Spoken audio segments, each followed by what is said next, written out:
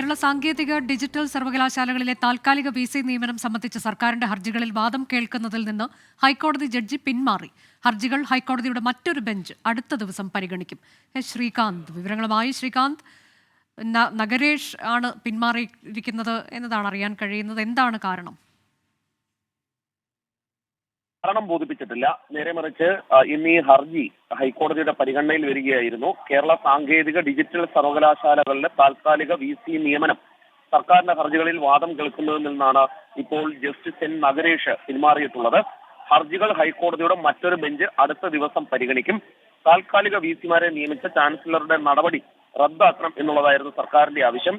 നേരത്തെ മറ്റൊരു ജഡ്ജാണ് ഇത് പരിഗണിച്ചിരുന്നത്. പക്ഷേ റോസ്റ്റർ മാറി വന്നപ്പോൾ ജസ്റ്റിസ് എൻ നഗരേഷിന്റെ അടുത്ത് ഹർജി വരികയായിരുന്നു. പക്ഷെ അദ്ദേഹം കാരണങ്ങൾ വ്യക്തമാക്കിയിട്ടില്ല. നേരെ മറിച്ച് താൻ പിന്മാറുന്നു എന്ന് അറിയിക്കുകയായിരുന്നു.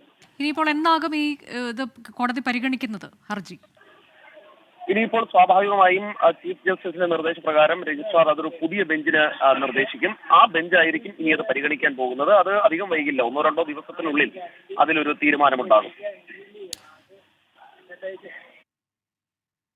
കേരള സാങ്കേതിക ഡിജിറ്റൽ സർവകലാശാലകളിലെ താൽക്കാലിക വിസി നിയമനം സംബന്ധിച്ച് സർക്കാരിന്റെ ഹർജികളിലാണ് വാദം കേൾക്കുന്നതെന്ന് ജസ്റ്റിസ് എൻ നഗരേഷ് പിന്മാറിയത്. എന്താണ് കാരണമെന്നത് ബോധിപ്പിച്ചിട്ടില്ല. മറ്റൊരു ബെഞ്ച് അടുത്ത ദിവസം ഹർജി പരിഗണിക്കും.